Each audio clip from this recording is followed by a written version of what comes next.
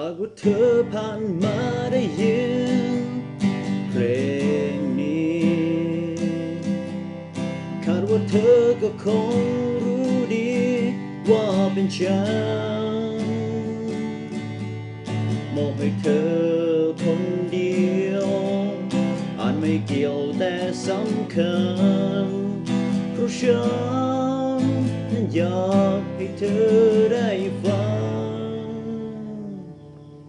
ที่เฝ้าแต่โทรไปหาเธอเรื่องเบื่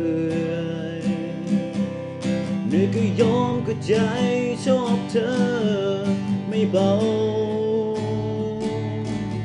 แต่ใจเจ้ากันไม่รู้เลยว่าเธอไม่ชอบเรา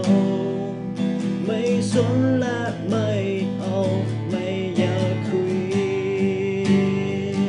ก็เลยมาร้องเพลงบอกแค่อยากให้เธอนั้นเข้าใจ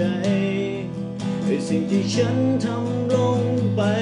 ใจสั่งมาอย่าโกรธเลยนะคนดียกโทษให้ฉันนักแก้วตาคราวหลังจะไม่มาทำไม่โทษ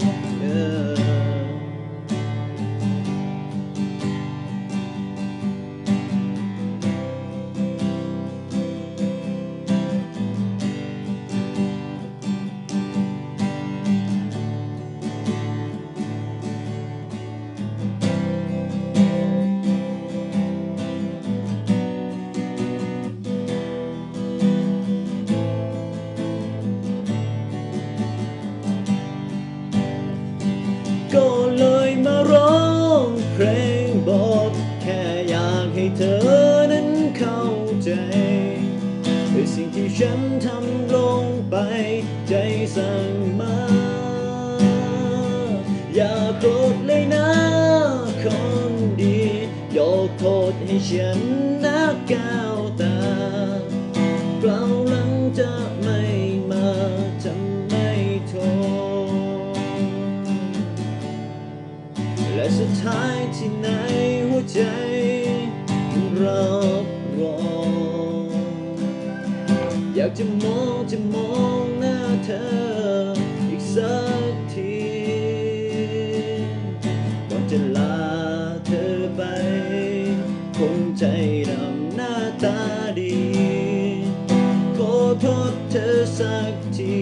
จากหัวใจ